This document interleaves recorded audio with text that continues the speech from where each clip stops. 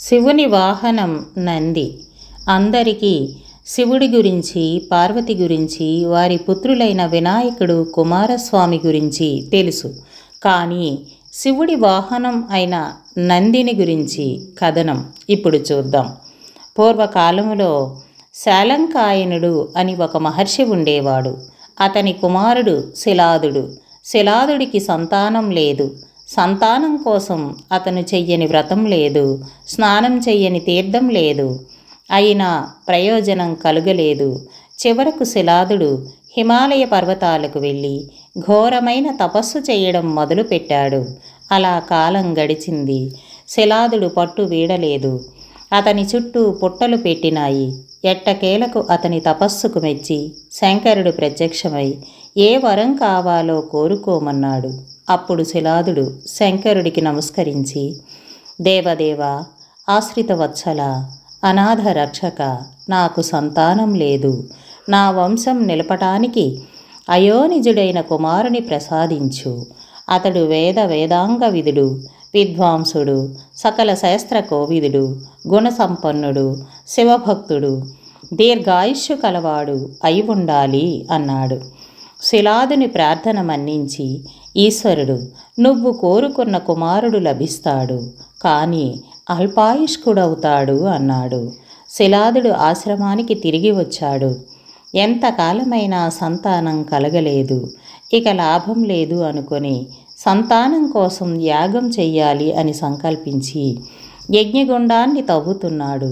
విచిత్రం, అందులో ఒక బాలుడు కనిపించాడు.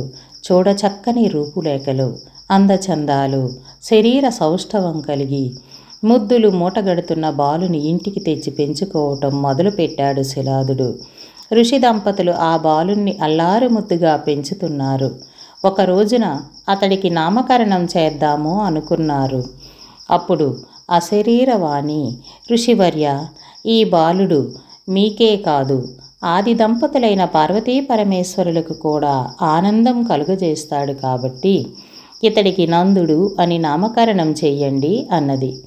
ఆకాశవాణి చెప్పిన ప్రకారం బాలుడికి నందుడని పేరు పెట్టారు. 8వ ఏట ఉపనయనం చేశారు. విద్యాభ్యాసం కోసం గురుకులానికి పంపారు. బాలుడు ఏకసంతాగ్రాహి కావడంతో కొద్ది కాలంలోనే సమస్త విద్యలు నేర్చుకున్నాడు. ఒక రోజున శిలాద దంపతులు నందుని దగ్గర కూర్చోబెట్టుకొని ఆశ్రమ ప్రాంగణంలో ముచ్చట్లాడుతున్నారు. ఆ సమయంలో సూర్యదేవుడు, వరుణుడు శిలాదుని ఆశ్రమానికి వచ్చారు. స్వాగత సత్కారాలు, కుశల ప్రశ్నలు అయిన తరువాత నందుని జాతకం చెప్పమని వారిని అడిగాడు. బాలుడు మంచి విద్వాంసుడు, గొప్ప భక్తుడు, గుణసంపన్నుడు, కానీ ఆయుష్ మాత్రం లేదు అన్నారు వాళ్ళు. ఆ మాట విన్న శిలాద దంపతులు చింతించటం ప్రారంభించారు.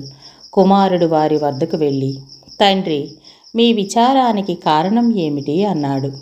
అప్పుడు నందుడు తల్లిదండ్రులతో, ఆర్య, అష్టైశ్వర్యములు, నవనిధులు, సమస్త విద్యలు ఉన్నప్పటికీ శివుని అనుగ్రహం దొరకదు. కావున శివుని అనుగ్రహం ఉంటే అవన్నీ వస్తాయి కాబట్టి నన్ను ఆశీర్వదించి పంపండి, శివుని అనుగ్రహం సంపాదిస్తాను అన్నాడు. తల్లిదండ్రుల ఆశీర్వాదం తీసుకొని తపోవనానికి వెళ్ళాడు నందుడు. కేదారం వెళ్ళి అక్కడ తపస్సు ప్రారంభించాడు. నందుడి తపస్సుకు మెచ్చి శివుడు ప్రత్యక్షమై నీకు ఏ వరం కావాలో కోరుకోమన్నాడు. దానికి నందుడు, ప్రభు, నీ దర్శన భాగ్యం కలిగిన తర్వాత ఇంకా కావలసినది ఏముంది? ఎల్లవేళలయందు నీ దగ్గర ఉండేటట్లు, నీకు సేవలు చేసేటట్లుగా నన్ను అనుగ్రహించు అన్నాడు. అతడి కోరిక మన్నించాడు శివుడు. దీర్ఘాయుష్మంతుడవై మాతో పాటు ఉండు అన్నాడు. తరువాత నందుడు శివునితో కలిసి కైలాసానికి వెళ్ళి పార్వతీ పరమేశ్వరులకు సేవలు చేస్తున్నాడు. అతడి ప్రవర్తన శివుడికి బాగా నచ్చింది. ఒక శుభముహూర్తంలో శివుడు త్రిలోకవాసులను పిలిచి అందరి సమక్షంలో నందీశ్వరుడికి గణాధిపత్యమునిచ్చాడు. అప్పుడు మరుత్తులు సుకీర్తి అనే తమ కుమార్తెతో నందీశ్వరుడికి వివాహం చేశారు. ఆ సంతోష సమయంలో శివుడు నందీశ్వరుడితో, నీవు నా భక్తుడవు, కార్యావసరముల యందు ఆ మంత్రీజీ ఆ సందర్భం వచ్చినప్పుడు భృత్యుడివిగా నా వాహనానివి, ముల్లోకాలను జయించగల బలపరాక్రమాలు కలిగి ఉంటావు. నీ తల్లిదండ్రులు, తాత ముత్తాతలు 5 తరాల వారు నా రుద్రగణాలలో చేరగలరు అని దీవించాడు. ఈ రకంగా శిలాదుడికి అయోనిజుడైన కుమారుడు శివుని వాహనమైన నందీశ్వరుడైనాడు. ఇది నందీశ్వరుడి కథ. ఓం నమః శివాయ. సర్వే జనా సుఖినో భవంతు.